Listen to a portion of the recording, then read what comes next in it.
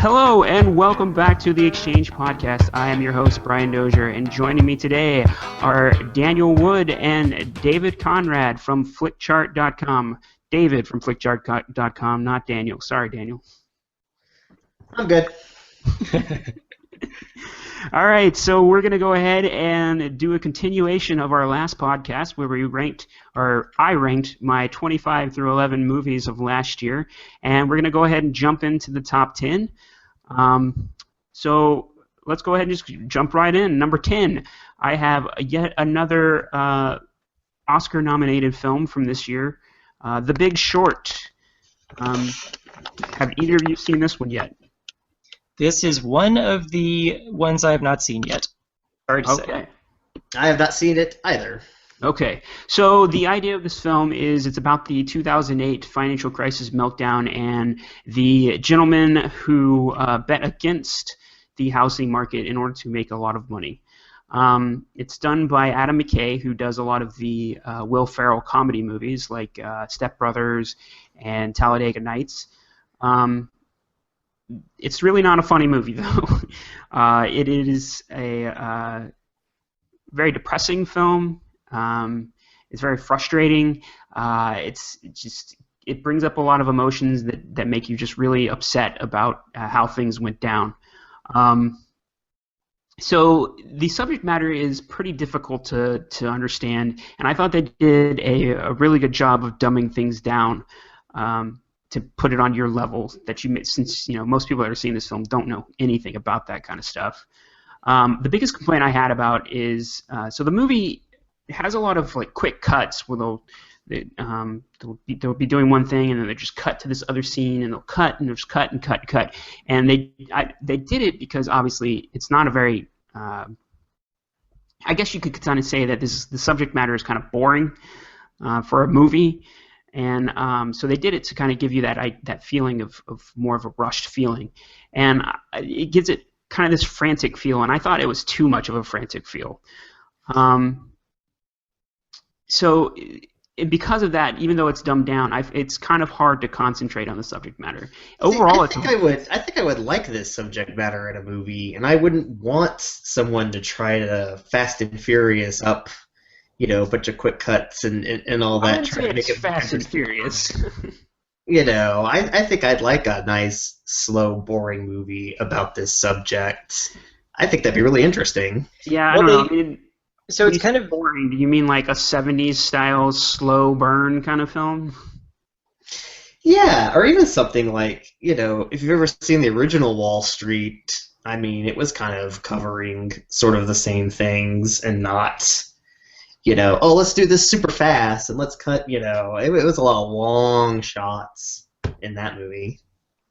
Brian, would you say that you like The Big Short better or worse than The Wolf of Wall Street, or is The Wolf of Wall Street on this list?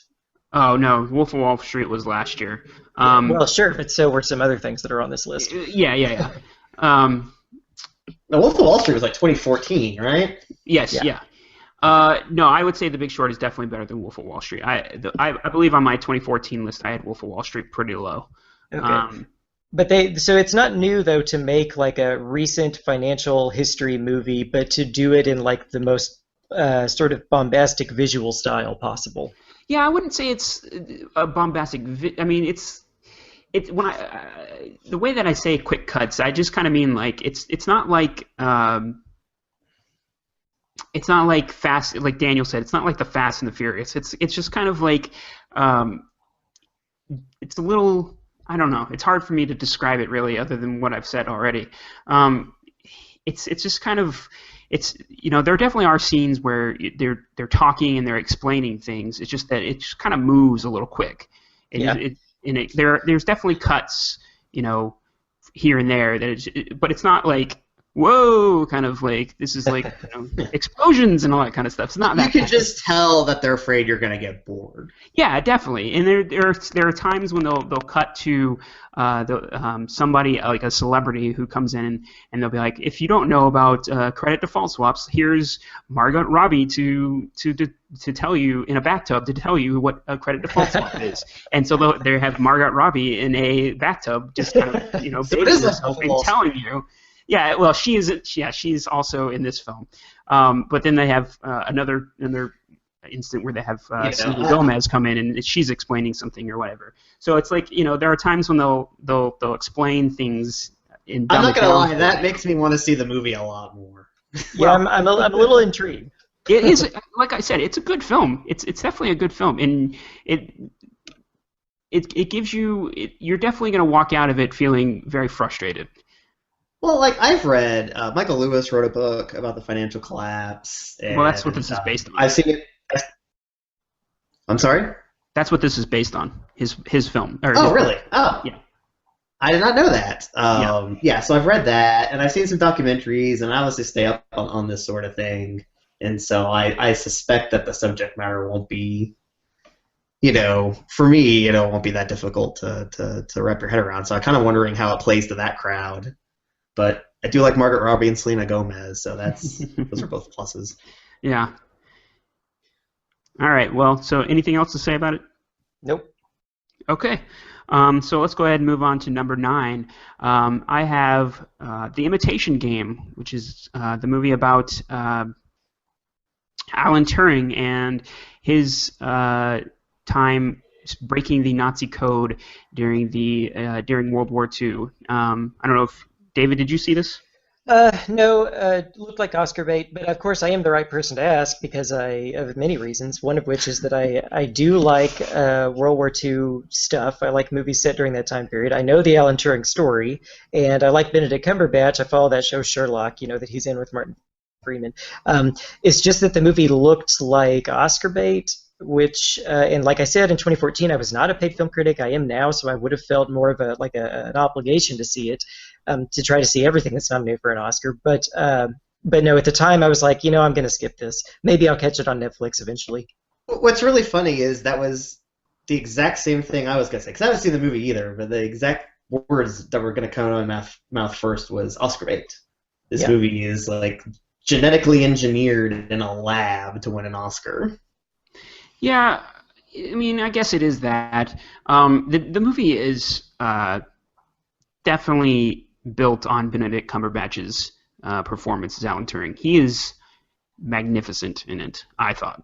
I don't remember. Did this come out in time last year? Was he nominated last year for this film? Yes. Yeah.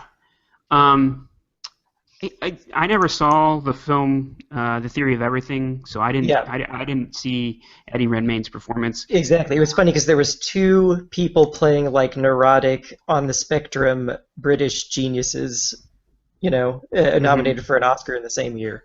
Yeah, yeah, and Cumberbatch definitely. I don't know. You said you follow Sherlock. He has a little bit of Sherlock in him in this film, and I liked it. I don't know much to say how much to say about it. It's very likable, and I have no doubt that I will like it when I see it. That's the thing about Oscar bait. I mean, they're likable. They're designed to be likable movies and to get people sort of to tear up at certain points and to cheer at other points, and they do that.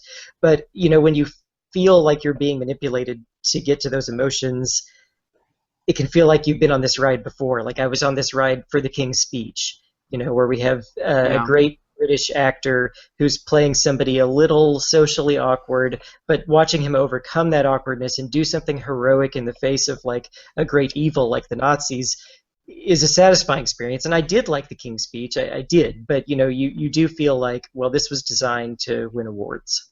And it has every British actor in it in existence that you would put in a movie to try to win an award. The thing for me though is like I knew who Alan Turing was because of the Turing test. I had heard of the Turing test, but I didn't know anything about his story at all. And so I thought it was very interesting to see this story about Alan Turing and just what he went through and with breaking the code and then all the stuff. Obviously he was homosexual and how he had to hide it from the British government and all that kind of stuff. And it's a very well made film. If you haven't seen it, I would suggest that you see it. I think the place where I heard the Turing story was when Radiolab did an episode on it. So that would be another one to check out for people who want more information on Turing. All right. Although also Turing is probably about to come up once again on this list. Not Turing himself, but the Turing test. Actually, no, he's not. Are you sure? We'll see. Yeah. Okay, Well, carry on. maybe your list, not mine. Okay. Okay, so we're gonna move on to number 8. At number 8, I have Mission Impossible: Rogue Nation, and I know neither of you saw this film, so. I haven't even seen Ghost Protocol, and that thing's on TV, so that's how uninterested in seeing any Mission Impossible movies that I am. Okay. So the Mission Impossible films are kind of the counter-programming, I guess you could say, to the James Bond films. They're definitely more of a high-action, more exciting film, I guess you could say, than, they're trying to do that more recently with the James Bond films, but Mission Impossible has always been that way. And what I can say, my 3-word review for this film is mindless action fun. And I said earlier in the other podcast that I like mindless action fun. It's when I go to the movies, I love to be able to turn my brain off and just hey, look at that, that's cool, awesome.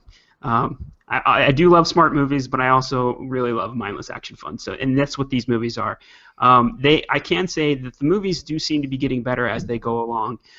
Mission Impossible 1 was a fairly decent film. 2 was just god awful. 3 was done by J.J. Abrams and was a very good film. 4 I thought was better than 3, and then 5, which was Rogue Nation, is better than 4. So. I know people really like the last 2. I'm going to call them the Simon Pegg ones because I believe he's in the last 2. Yeah.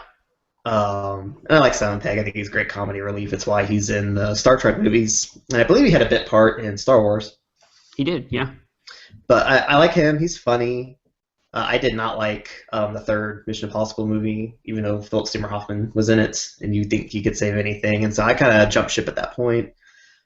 But I've heard these last 2 movies are very good. I heard a lot of good things about Ghost Protocol. I just never got around to seeing it. So I might try to jump on the next time it's on, like TNT or something like that. This is one of there's 2 action franchises going on right now that people are saying have been getting better. It's this one and also the Fast and Furious franchise. Critics have started to give those movies positive reviews. They liked the 6th one, they liked the 7th one even more. Yeah, I don't know much about the Fast and the Furious movies. I do know, obviously, as you said, people seem to say they were getting better. But yeah, that's definitely the case with the Mission Impossible films. And I can say that I'm still, to this day, a sucker for a good Tom Cruise action film. I know he's crazy, but he's still really good, and I like that he does his own stunts. It's just, I don't know. There's just something about him that they just seem to have that feeling that they're fun. I understand that because I have my own particular pet action hero as well, and that's Arnold Schwarzenegger. Even though I said I don't see the later Terminator movies, I've only seen the first 2. But over this past Christmas, I watched Jingle All the Way, which. Well, you gotta watch that every Christmas. That's a Christmas holiday classic. Yeah, and I really like it, because of Arnold Schwarzenegger.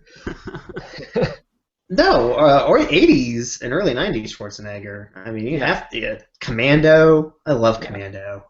Mm-hmm. It's the dumbest movie ever, and it's one of my favorite action movies. Yeah, so as long as you've got that charismatic action star, it doesn't matter how dumb the movie is. Yeah. Well, and they're making another, speaking of Tom Cruise action films, they're making another Jack Reacher film. I don't know if either of you saw that, the original Jack Reacher film. Now, was that the one with Morgan Freeman?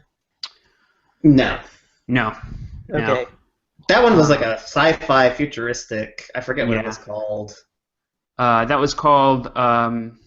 I saw that film. I always get the Jack Reacher one because Keanu Reeves seems like he's in a very similar movie not that long ago, where he's just like some guy, but if you piss him off, then he can kill like 20 people in a room. Oh, you're talking about John Woo? John Wick, that's what it is, yeah. Yes. A lot of people seem to like that film, too. I didn't see that one, though. Yeah, and it's getting a sequel. Yeah. Well, you have to create your unnecessary film franchises from somewhere.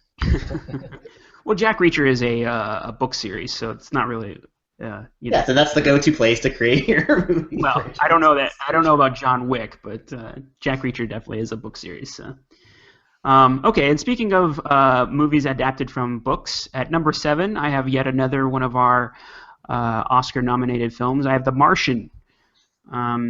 Yes. Which I really loved. I will just right. You want to go first? Go ahead. Okay, well, for me, it's everything you want out of a sci-fi film. It has it captures the book very well. Obviously, I don't know if either of you have read the book or not. Um, I've not read the book. the one thing from the book it doesn't have is the book is very sciencey, like very sciencey. Lots of math involved in the book, which is actually a very good thing they didn't include in The Martian because it just would have been like too much and too boring, I think. But the one thing from the book that is really captured well by Matt Damon is Mark Watney's very sarcastic attitude. I thought Damon did a very good job of capturing that. I liked how they used actual science to solve problems instead of just creating things that aren't scientific to solve all of his issues. Yeah, it has a great scenery. Obviously, it looks like Mars. Yeah, it's everything you want in a sci-fi film. Yeah. I finally finished the book. Haven't seen the movie yet, but I like Damon and Pena and Kate Mara and Jeff Daniels, and I love all those actors that are in it. I've heard great things. Ridley directed this, right? Yes. Well, he's up and down, but I'm really looking forward to seeing it, especially now that I've finished the book. I love Matt Damon. Matt Damon's like one of my absolute favorite actors. Well, and I will say with Matt Damon, I did think he obviously captured Mark Watney pretty well. I don't know that he was best actor quality though. I don't think he's going to win. I don't think he's going to win either. I agree. But that said, I do think the movie was fantastically good. Right now, I have it as my number one. Oh, wow. That is partly because I really love space exploration. I follow that closely. I'm a subscriber to a magazine called Sky and Telescope. I keep up with everything that the private spaceflight industry is doing, the SpaceX and that stuff. Which is one thing I wondered while watching The Martian is I wondered, where is PayPal guy, what's his name, who with the SpaceX? Oh, Elon Musk. Yeah, where is Elon Musk? Like, if this happened and NASA, left a guy behind, wouldn't the private companies be stepping up to be like, okay, we can send him a payload of food. We have a rocket ready to go right now. That wasn't there in The Martian. Is that in the book? No. Okay, and then another thing I noticed wasn't there is that the Russians are not there at all in this timeline. The people with the second best space program on the planet, and the only ones right now who can get into frickin' space because we got rid of our shuttle program, so our astronauts have to take off from Kazakhstan now. Where were the Russians? Well, there is a Russian on the. No, he's a German. Oh, was there not a Russian? He's a I German. don't remember. Daniel, do you remember in the book if there was a Russian? I don't remember there being a Russian. Okay, so those are two things that when I was watching it as a huge space guy myself, I was like, well, where's that? But instead of that, they have the Chinese. The Chinese sort of come to save the day halfway through the movie with like a secret rocket that they had that they decided to reveal to NASA. I thought it was just such a good movie. I love the stuff on Mars, with the Mark Watney giving like a very sarcastic running monologue of what he's doing and how he's staying alive, that really makes him feel like a person, but also conveys his very specialized training that allows him to survive this. The Martian, another thing I say about the Martian is that it is what I wanted Gravity to be back in 2013. And I was very disappointed by Gravity because I went in wanting like a realistic, science-based space survival procedural, and what I got instead was like a very unrealistic series of close calls that existed just to look cool and to get you on the edge of your seat until the next one comes along. But with The Martian, I felt like, these are dangers that he would really face, and this is how he could realistically overcome them. Maybe that very final thing that happens in The Martian is not very realistic, the very final thing, but up to then, I was believing it. And it's a diverse cast, it's a funny cast. Everything going on Earth is really good too. Sean Bean, Chiwetel Ejiofor, everything going on the Hermes with Jessica Chastain and Kate Mara. I wrote a piece for Flickchart asking whether this Ridley Scott space survival movie is better than his original space survival movie, Alien, from 1979. And I won't reveal what I decided, but you can go to the Flickchart blog to read my piece about that.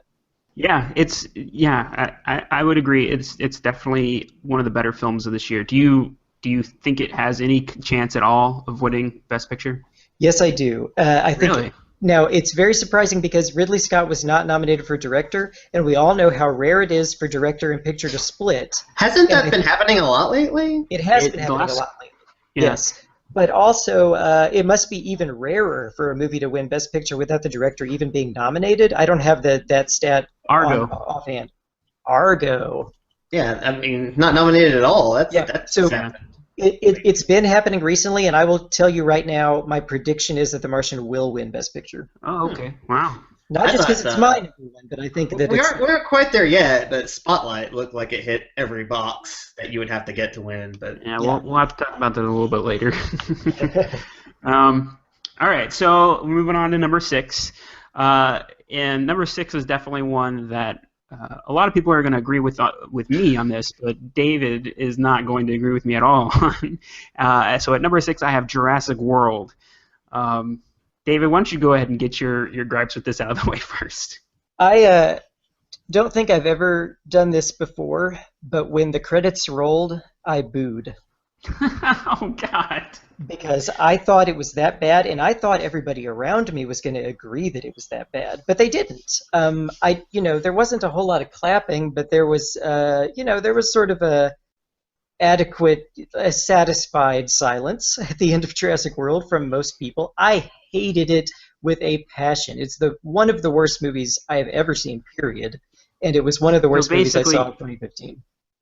Jurassic World for you is what Mad Max is for me, basically. Probably so. Now, let me tell you my history with Jurassic Park. Jurassic Park is one of my 20 top movies of all time. I've Yeah. watched Jurassic Park many, many, many times. I've also seen it in theaters, and I think it holds up really well. It's got a great script. It's got a cast of characters you would love to hang out with and have a beer with every single one of those people. I don't want to be within a mile of any character in Jurassic World, including the character who is supposed to be like the awesome badass hero played by Chris Pratt. What a douche that guy is. That guy is as bad as the bad guy, Vincent D'Onofrio, who thinks that he can attach lasers to raptors' heads and send them into war zones. Chris Pratt is just as bad because he thinks he can be like the Raptor Whisperer, that he can get in and like give them names and like talk to them and become one of the pack, become the alpha male of the pack. And that is the kind of hubris that the original movie set out to destroy.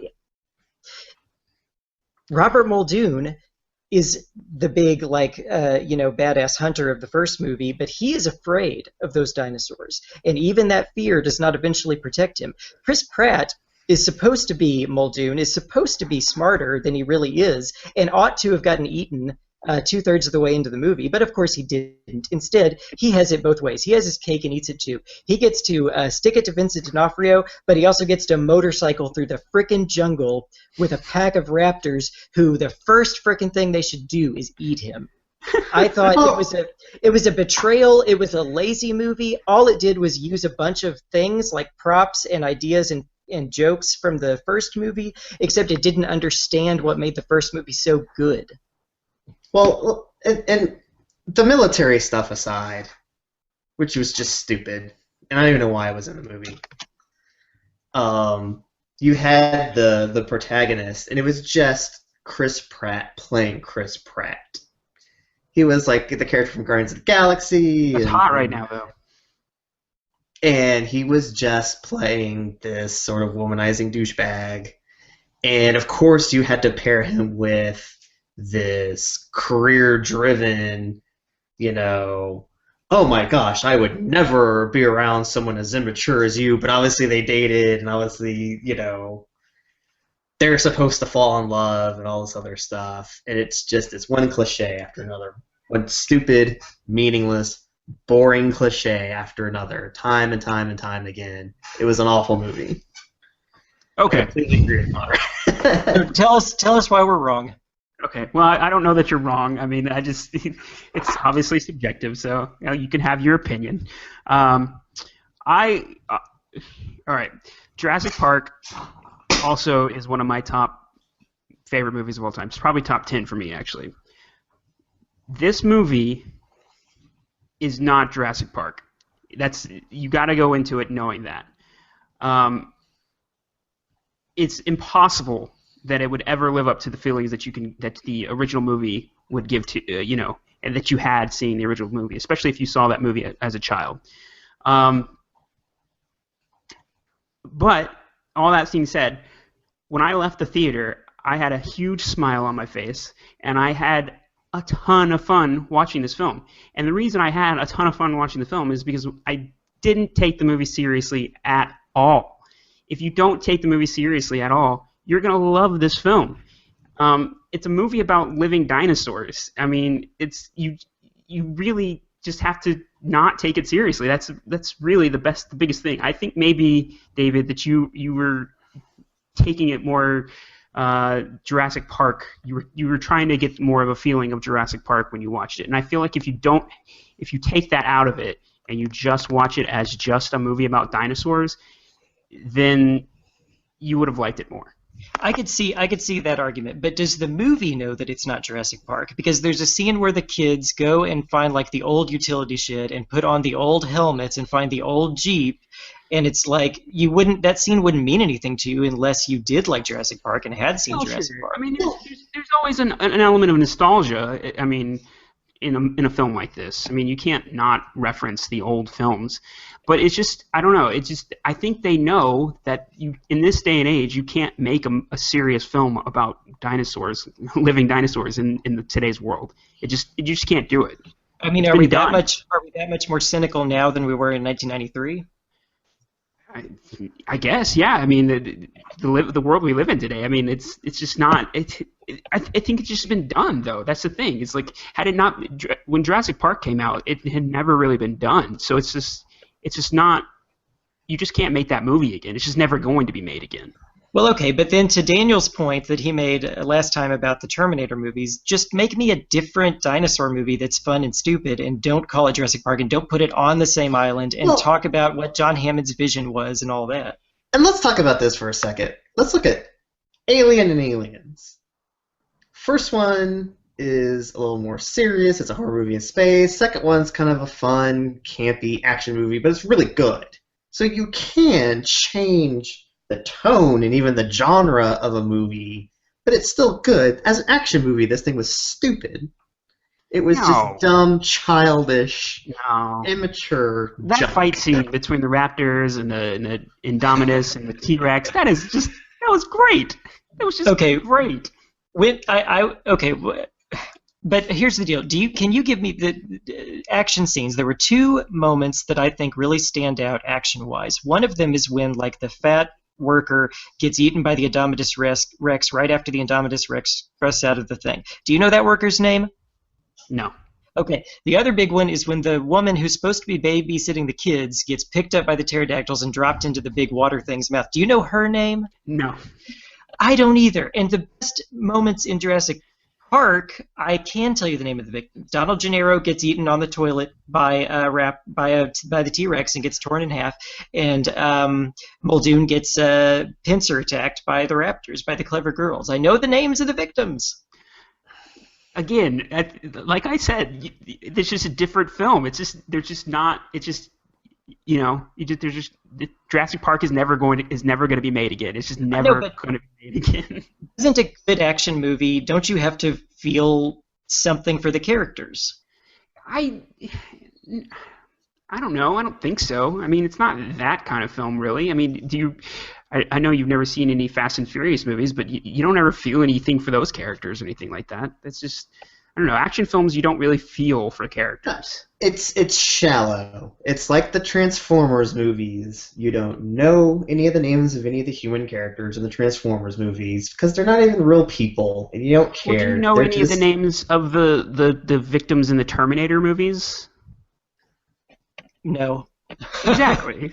It's. I mean, fair enough. That's fair. That's a fair rebuttal. But I do know John Carter's name, and I know the numbers of the T-1000, and I know certain characters' names, and I'm invested in the fate of certain characters. I mean, you're somewhat invested in the fate of Chris Pratt's character. Yes, I was very invested in watching him die. Yeah, I don't know. It's just, I think maybe you just went into it with the wrong with the wrong mindset, and it just wasn't ever going to live up to what you were looking for. Well, I don't think Conrad's seen Guardians of the Galaxy, but it was Chris Pratt playing a caricature of a good character he played in another movie, in this movie, which makes it 1,000 times worse. Yeah, I mean the characters are definitely not the greatest characters. I will give you that. But the fighting scenes between the dinosaurs, it's just that's what makes the movie for me, and that's what I wanted to see, and that's what I got. Well, this will never be resolved, this disagreement. Well, so Birdman. Yeah, let's go ahead and move on to number 5. And as Daniel said, number 5 is last year's Best Picture Award winner, Birdman. The one thing I loved about this more than anything was the one long shot concept. There's hardly any. Well, there's lots of cuts. I can't say there are any cuts, but they're hidden. They're hidden cuts. So it makes it look like it's just one long shot. And I really like when movies do that. It's really cool. And I've never seen a film do it the whole entire time, the whole entire movie. And that's what this movie does. Michael Keaton was great, and he's playing basically a role that I thought was maybe made for him, obviously, because he played Batman. And he played the human, the role he was born to play. Yeah, and so the Birdman thing is very similar to his whole Batman experience. Yeah, it's a great film. Like I said, the one long shot is a really cool concept. I enjoyed the meta, aspect of it with Keaton playing Batman, and even with Edward Norton playing this jerk, thespian, actor that he's kind of known for sort of being in real life. Yeah, that's kind of And I love the fact that it was just there are these moments where they're doing sort of the Aaron Sorkin walk and talk through the sort of the bowels of the theater and things like that, and you'll kind of catch the play going on, and you can't really tell what's the play, what's not the play, what's the actual movie, and it's all very surreal. And I just loved all of that, and that's sort of what the no cuts sort of gave you. Yes, yeah.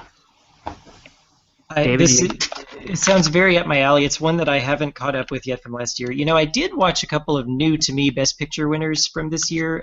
This year, I should say. I watched a couple of new to me ones. For example, I watched Cimarron from 1931. So that's more what I spent my time catching up on. But one day I will see Birdman. It sounds very much up my alley. I expect to love it.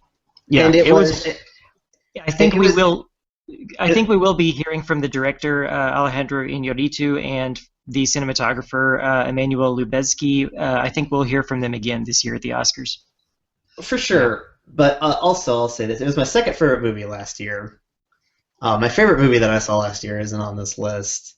But yeah, I think Keaton was just amazing. And I think that's a leading statement. What's your favorite movie of last year? The Grand Budapest Hotel. Oh, okay. Was just, oh my gosh, and everyone should watch. Even if you don't like Wes Anderson, I don't like Wes Anderson. I think that's probably his most accessible movie. If you don't like Wes Anderson, which also begs the question: why the hell don't you like Wes Anderson? He's so freaking amazing. Just don't like his style. Yeah, so I don't know if Conrad saw that movie, but he should. I should, yes. Okay, so let's go ahead and move on to number 4 then. Number 4, I have the Steve Jobs biopic, aptly named Steve Jobs.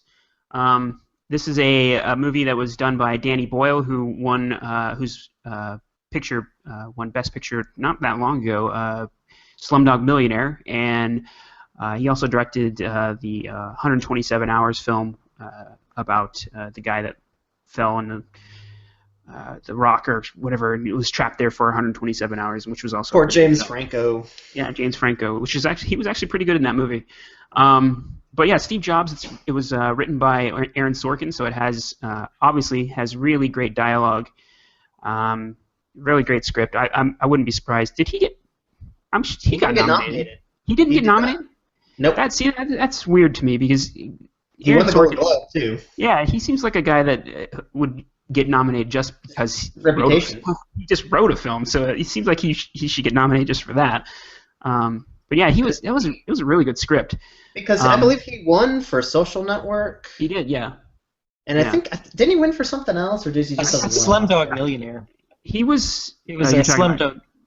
Danny You're talking Boyle. about Danny Boyle, right? No, we're talking about Aaron Sorkin.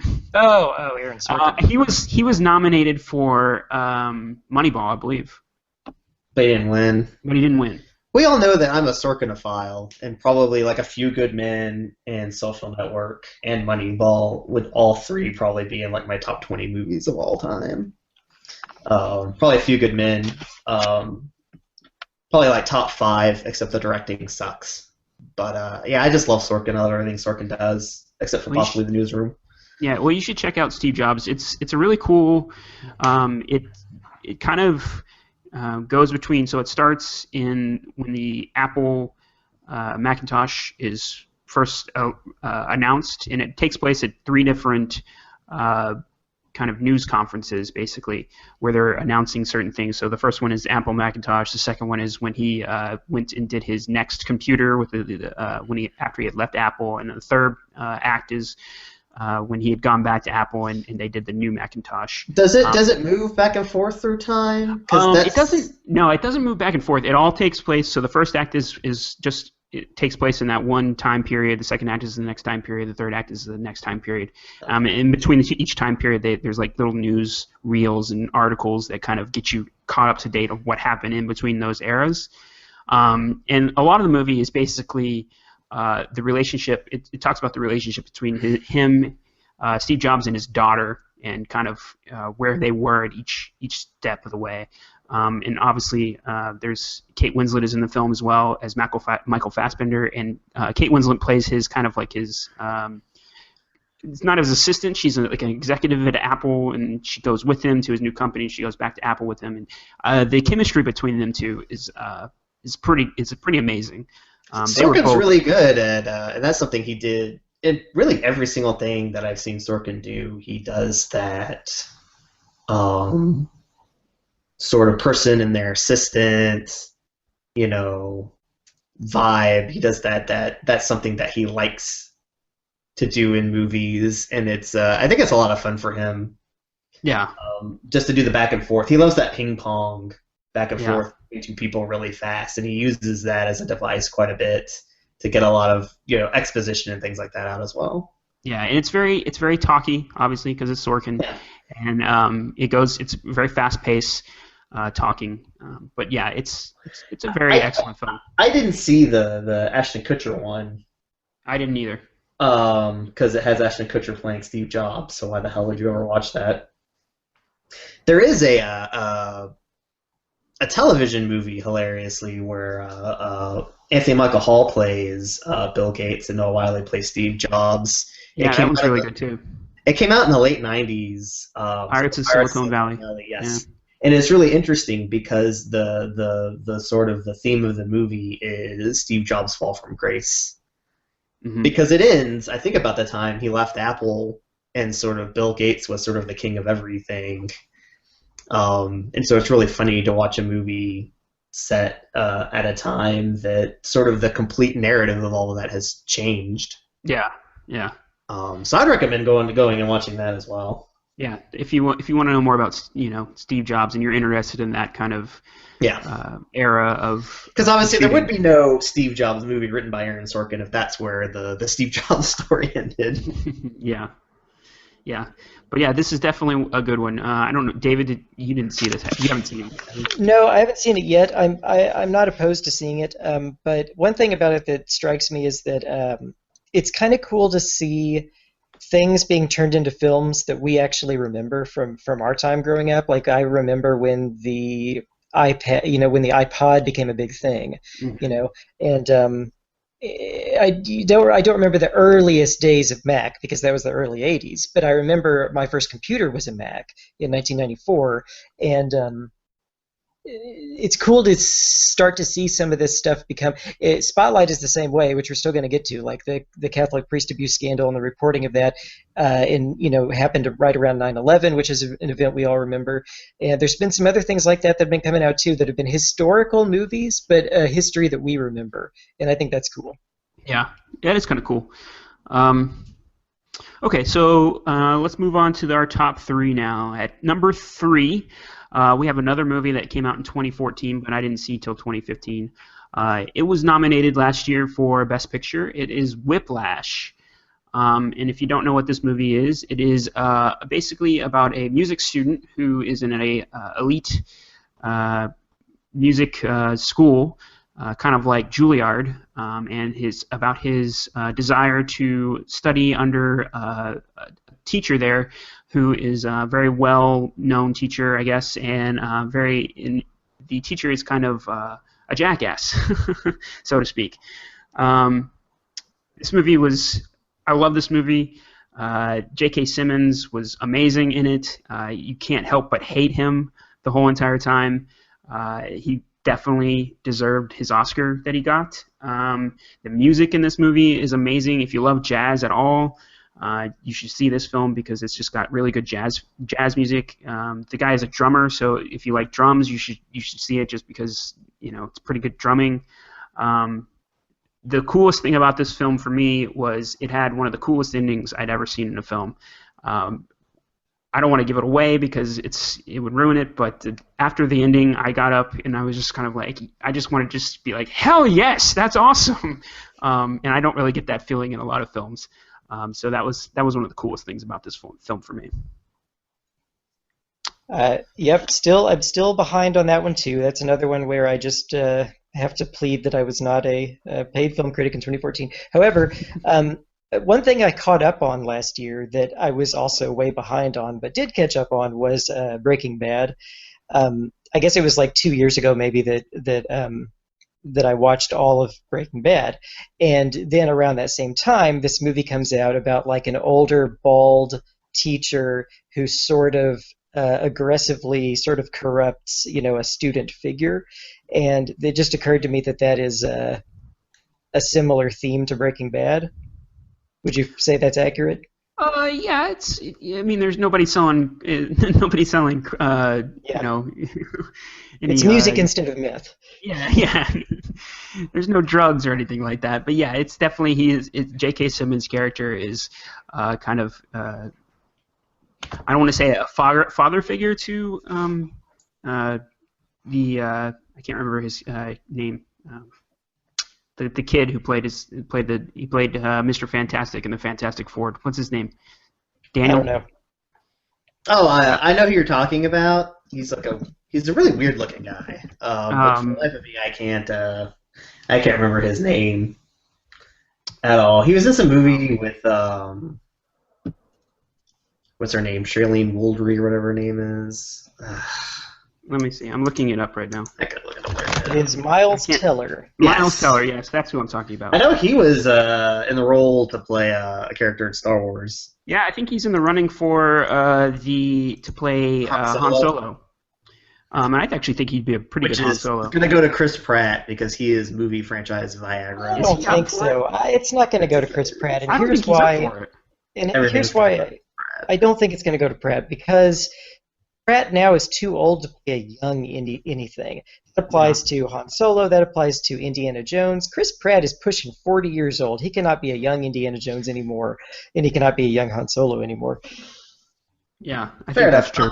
I'll say this about I haven't seen Whiplash, but I love J.K. Simmons. He does regular voice work on two shows, The Legend of Korra and Gravity Falls, which I highly recommend everyone watch all the episodes of both of those shows.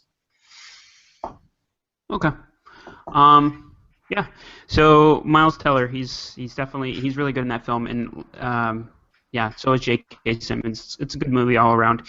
Like I said, great music, one of the best endings I've ever seen. So you should check it out if you haven't seen it.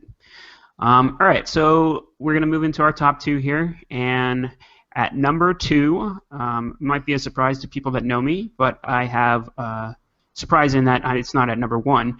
I have Star Wars: The Force Awakens, and for most of these films, I actually have stuff written down about them. I did not write anything down for Star Wars because when I went to go write my thoughts down, I was like, I can't think of what I want to say about this film. You had all the feels. Yes, it's definitely one of those. When I watched it, I was like, this is what I wanted this movie to be, and I love Star Wars, and it's not as good as episodes 3 or 4, but I think it definitely is the third best of the franchise in my estimation. You mean 4 and 5, but yeah. Oh yes, I'm sorry, 4 and 5. No, man, Revenge of the Sith was clearly inferior to Revenge of the Sith in every way. Yeah. So it definitely is for me. It's the third best of the franchise. I'll let Conrad go before I tear this movie down as much as I possibly can because I hated it. I don't know that I want to get into it because the problem is that I also have all the feels about Star Wars in general. I grew up a huge Star Wars fan, and I know that this will become part of the language that I use when speaking to other nerds is the language that will emerge out of these new movies because I will read all the wikias and all the I will learn everything about Maz, this little creature with big glasses who gives Daisy Ridley the lightsaber. I will know what her species is, where she is from, what she was doing up to the point that she entered our field of vision in that bar on that planet, and I will know the name of that planet. I don't right now, but I will. So it's hard for me to talk about Star Wars because it doesn't matter how much I liked it or how good I thought it was. It now is a canonical Star Wars movie, and here it is. We all got to know it. I did like the movie. I also had criticisms of it.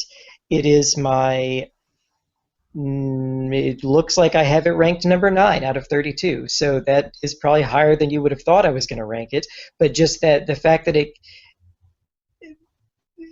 fits into my already established world of Star Wars was a good thing. However, the review that I have up at davidaconrad.com, it's not at Flickchart because I saw it too late, the review is nitpicky. And I have a lot of little criticisms of it here and there. I didn't think Harrison Ford's dialogue is very well written. I didn't really think that he seemed very committed to the role. It was predictable. You see the big spoiler coming, before it happens. Lots of criticisms like that, but I don't know. I don't know where to begin. I also have a hard time, expressing myself when it comes to Star Wars.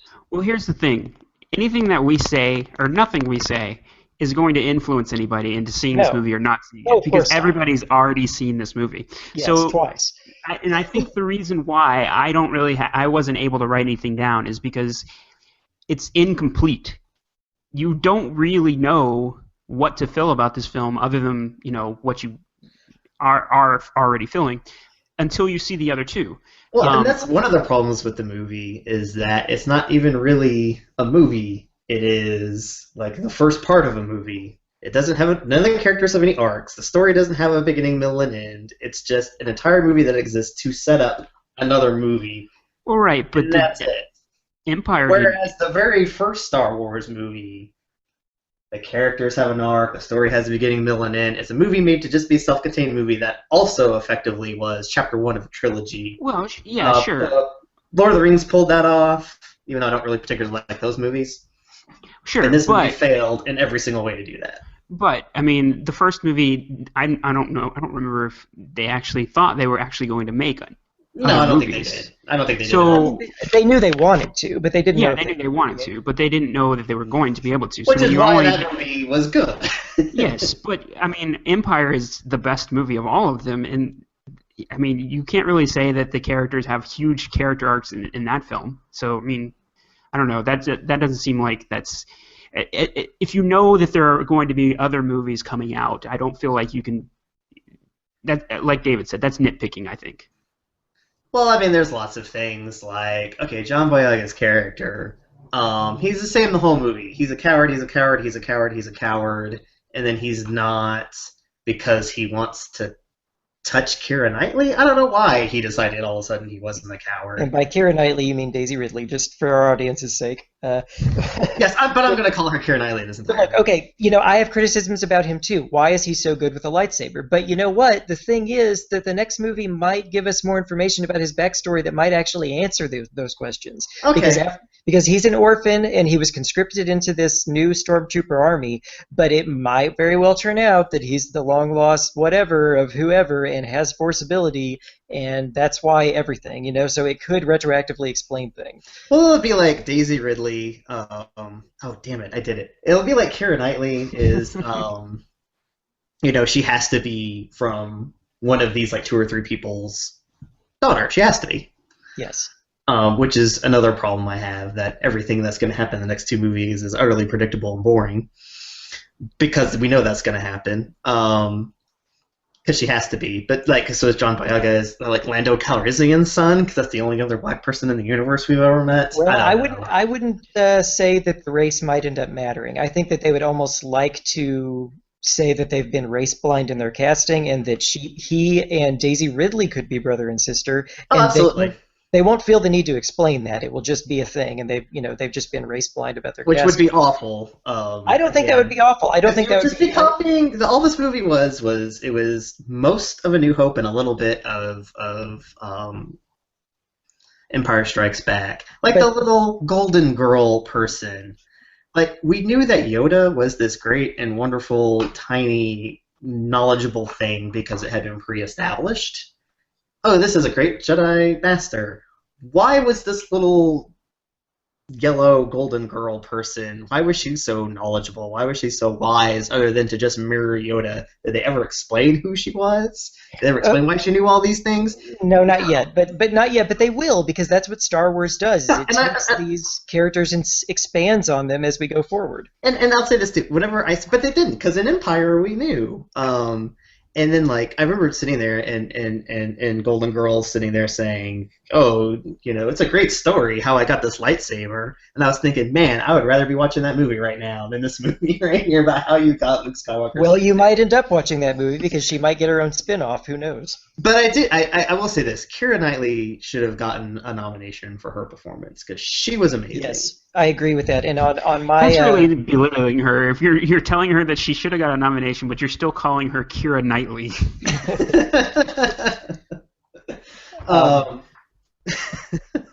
I agree that Daisy Ridley was great. Yeah. No, I'm not dumping on Daisy Ridley at all.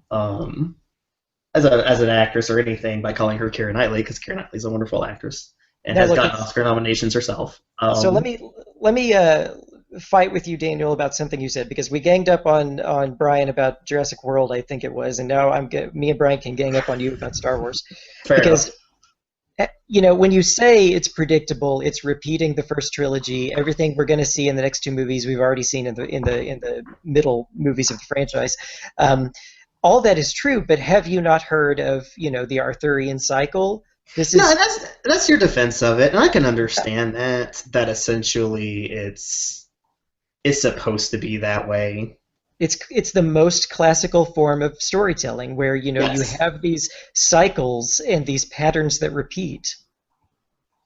Yeah, and I mean, I get that, because the original Star Wars was just a bunch of archetypes and cliches as well, and we all love them.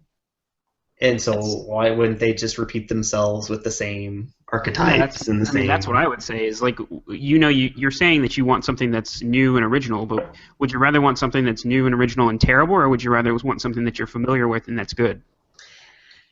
I mean, I sort of treat this as these 3 movies, I guess, will be like one giant sequel. And I think what good sequels do is they take what made the first movie work, and they take those characters and those thoughts and ideas and they expand on them. And I'm not seeing the expansion other than the typical J.J. Abrams, well, instead of blowing up 1 planet, I'm going to blow up 7, because that's bigger and that's better. And that's how I'm expanding on this. Look at all the planets I blew up. Now, you don't know what those planets are. You don't know who is on them. You don't understand how come there's still a rebellion, but a new republic, but a new order. I do wonder. I did have questions. With the planet they blew up, they said they blew up the New Republic planet. Was one of those That Coruscant? was I wasn't sure if Coruscant was blown up or not. Well, that's a weird thing about these movies because Coruscant is one of those words that I don't think they were allowed to use originally, right? Because wasn't that word invented by expanded universe authors? And I Yes, don't know. but Did they they wind did. up using them in the prequels, using the Yes, word they did. Coruscant? Coruscant yes. was definitely used in the prequels. And It there's was the other. main scene of the movies in the prequels. It was the main setting. Well, I know they went there, but I didn't know if they called it that because another thing is that Palpatine, Yes. the name Palpatine, was not ever used in the original trilogy, but then that like becomes the name of the Emperor, Yes. and then Nor they was used Sith, it. and now Yeah. they're all Sith. Yeah. Okay, so Daniel, did you ever read the books at all? The Yeah. expanded universe books? I did not. Okay, David definitely did, and I did too. Yes. So one of the things that I really liked, they had talked about how they were going to get rid of all the expanded universe or whatever, but the thing that I really liked was the fact that they kind of had a nod to the expanded universe with the whole Kylo Ren being um, Han Han Solo Solo's. and Princess Leia's son. Yeah, Yeah. because that's definitely a nod to the expanded universe with Jason Solo, who Yes. was Han and Leia's son, and he eventually turned into a Sith in the Yeah. books, and I loved the fact that they had that nod to it, and I do feel like Rey definitely might also be a nod to the fact that Han and Leia had twins. So Yeah. I like that they're kind of playing on that knowledge base already to make you kind of leave you guessing on whether she's related to Kylo Ren or not. And also the giant new Death Star, which I forget what they call it, Star Killer Base. Is that what it's called? Yes. Yes. I swear I will know all of this, but that too was a plot in the expanded universe novels where somebody made like a weapon that used the sun as an energy source, and instead of just blowing up a planet, it would blow up an entire solar system. So even though I take Daniel's criticism, it is true that it comes across as just like, oh, we made another bigger weapon. Nevertheless, that does have some basis in the expanded universe novels that many of us came to That love doesn't as say kids. it. Isn't that what the Empire is always doing anyways? They made the Death Star and they were like, well, let's build it again. I mean, that's Yeah. just what they do. That's what the Well- Empire does. And some people criticize that. Me personally, I love Return of the Jedi. I do not think that The Force Awakens was better than Return of the Jedi. I think it was better than all the prequels, but lesser than all the originals. Because I love Jedi, but some people do criticize Jedi for having a second Death Star.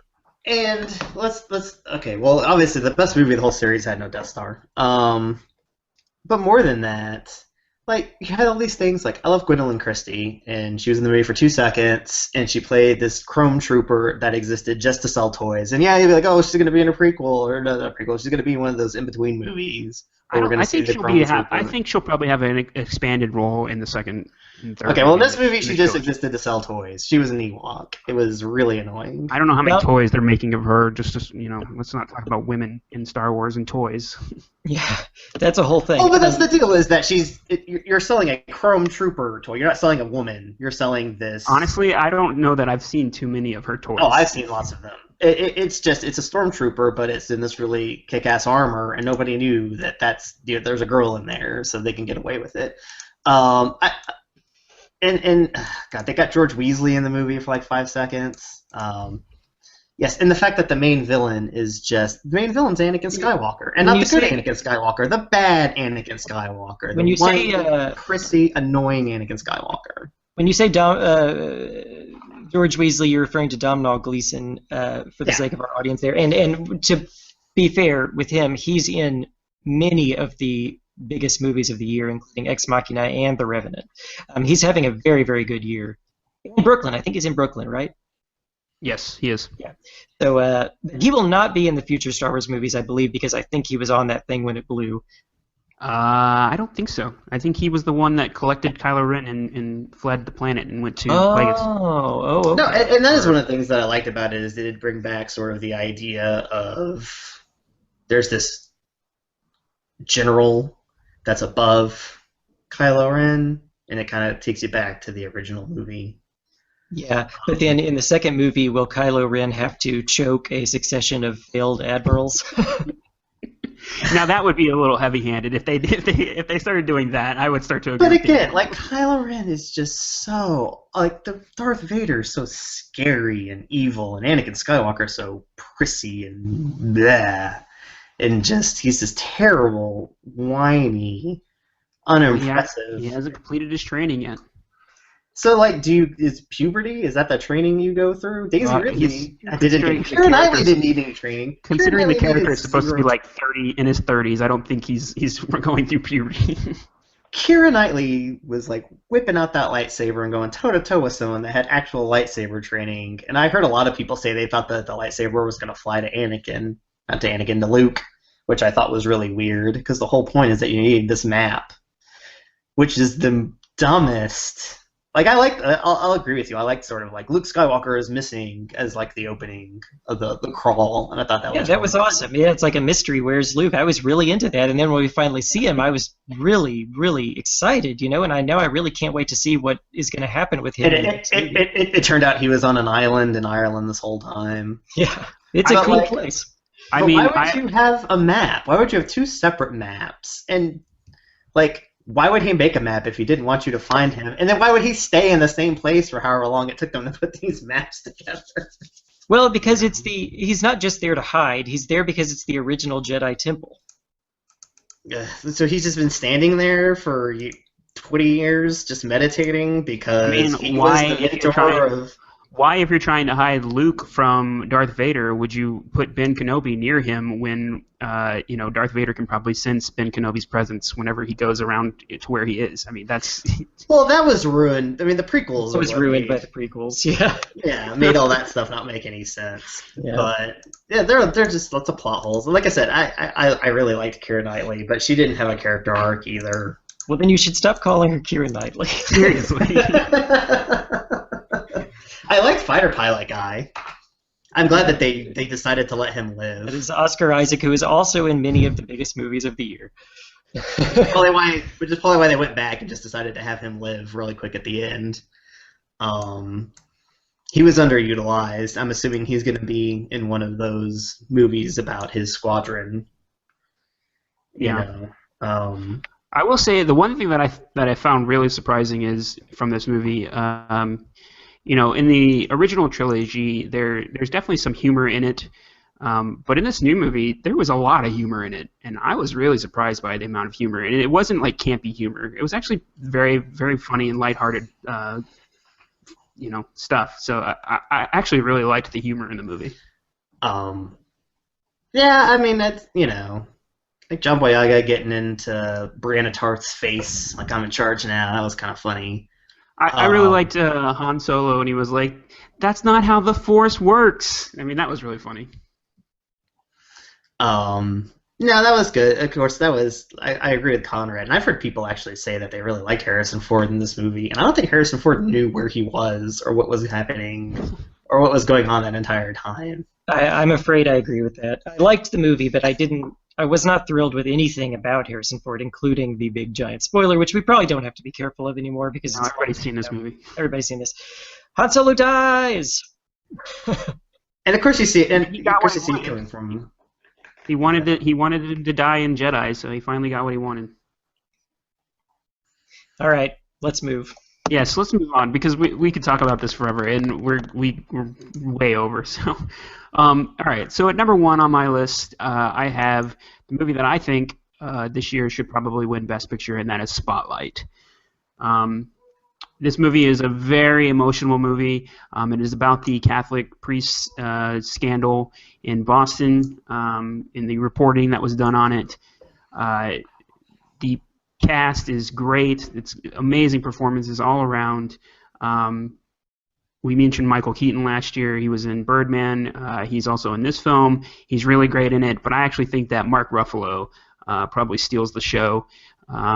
And I personally, I feel like he probably should win the Best Supporting Actor Oscar. So it was an amazing film, just very emotional, and the ending of it is actually reminded me a lot of Schindler's List, the ending to Schindler's List, where they have all those Holocaust survivors kind of going through, and you just kind of just watch them as they're going to lay roses, I think, or something, whatever they were laying down on wherever that was. The ending is very similar to this, where at the end they have a list of all the places where Catholic priests have been caught, with the child molestation stuff, all the cities and stuff like that. And it's very, very jarring, and it's just kind of like, whoa. And Fort Worth, Texas was on there, Yes, it was. where we all grew up. Yes, it was. Yes, it is a great movie. I have seen it now, and it reminded me a lot of one of my favorite movies of all time, which is All the President's Men. Yes, that's what I told Holly that. As soon as we left, I was like, that's just like All the President's Men. It is, and we mentioned earlier whether Daniel would like a 70s slow burn, and All the President's Men is the classic 70s slow burn. And I absolutely love that movie. That was one of my absolutely favorite movies. Well, then you will absolutely like Spotlight, because it's dead on. There's a montage of them going around like knocking on doors. There's a montage of them looking at like an alphabetical list of names and like crossing them off, which are both things taken directly from All the President's Men. There's like a shot in a library of Rachel McAdams. It doesn't do it's not quite as stylized as Alan Pakula's overhead shot of the congressional library. Yeah, it's not as stylized, but it's a library shot, and you can't not think of All the President's Men. Yeah. And I did not know that Ben Bradley's kid, Ben Bradley Jr., was involved in the ownership of the Boston Globe when this investigation was going on. So there's even Ben frickin' Bradley in the movie, which is exactly like All the President's Men. So yeah, it's a wonderful movie. I would not at all be unhappy to see it win Best Picture, but I am going out on a limb in picking The Martian instead. Well, I was just to jump in there real quick. For me, it is the Best Picture, and I would be very. I haven't seen The Revenant yet, and it seems to me that all the momentum is going towards The Revenant, and I really feel like Spotlight should definitely win Best Picture. Yeah, it wouldn't be out of place. Okay, it's so certainly, like we were talking about Oscar bait earlier, and this movie definitely, like I said before, it checks all of the boxes of, look, this happened in real life, and it's a scandal, and it's, social commentary, and it's all these things that, the Oscar people just love. It's true, but it doesn't play like Oscar bait when you're watching it, because it's just it's so reined in. They resist the urge to ever the swelling music and the glowing lights and let's all bow down to to some great hero on the staff of the Boston Globe. It's not really like that. It really plays like a procedural. And even though these are all great actors. And that's the thing about All the President's Men, is it just sort of matter of factly, this is what happened, and this is them discovering it, and then it's and then I think it ends in like a Western Union, Nixon resigns kind of a thing, and so it's not heavy-handed at all. Right. So I have Spotlight right now at my number 6 of the year. And that just speaks to the quality of the ones above it. I could see that rising over time as I sort of reconsider these, but right now I have it at number 6. I could go on and say just a couple of words about the ones on my list that Brian has not seen yet. Yes, let's do that, because we're running real long, so let's try to just go through these real quick, and then. Well, right above Spotlight, I do have The Revenant by Alejandro Iñárritu with cinematography by Emmanuel Lubezki. He will win Best Cinematography. There is zero question. I'm sure that the Vegas bookies are probably not even taking money, about it. It's sewed up.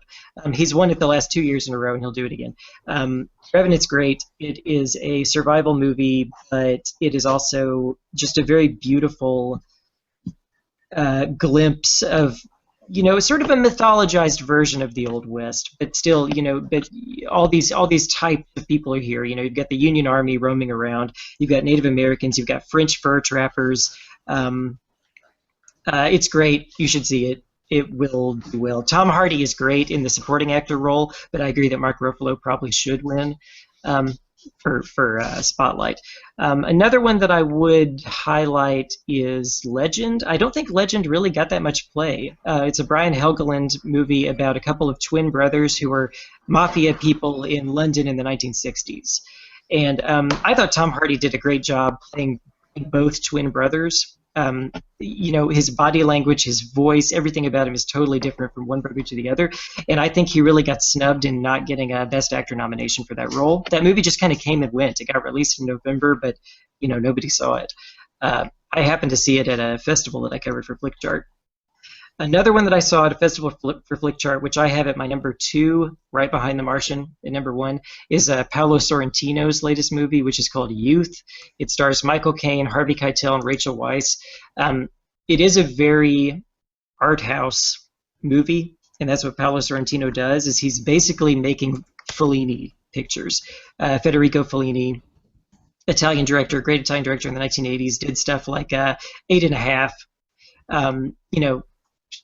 which elitist critics consider to be some of the best movies of all time. And I don't mean to come across that way, but I just really do like that kind of filmmaking. Youth is a very pretty movie. It's a funny movie. It's a sad movie. Great performances, great directing. I don't know how you can see that right now. I saw it at a festival. Is that out in theaters in America? I don't believe so.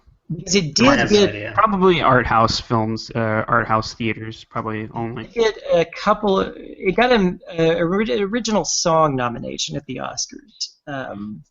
Yeah, I mean, if it was up for more, it might get more of a wide release. But you're only going to find a movie like that at an art house place. Yeah, so see that if you like, movies, and that's my number 2 of the year, behind The Martian at number 1. All right. Daniel, were there any films that you saw that we didn't touch on at all? Just the big one was the Grand Budapest Hotel, which was actually last year. That was it. That was my favorite movie last year. Liked it even better than Birdman. And I think even Brian, as a non-Wes Anderson person, that's definitely the most accessible and less... It still has this weird, eccentric... Yeah, dialogue and camera and all those things. Anytime you mention Wes Anderson, I roll my eyes. Unfortunately, I just don't like his films. I just don't know what it is about him. I just don't like them. I don't know. Fair enough. I don't connect to them. But, all right, so that's my list for the movies of the year, and David touched on his a little bit. Was there anything on our list that wasn't on our list that was on yours? Let us know in the comments. Be sure to like and subscribe or whatever, if you want to do that, or not. I don't care.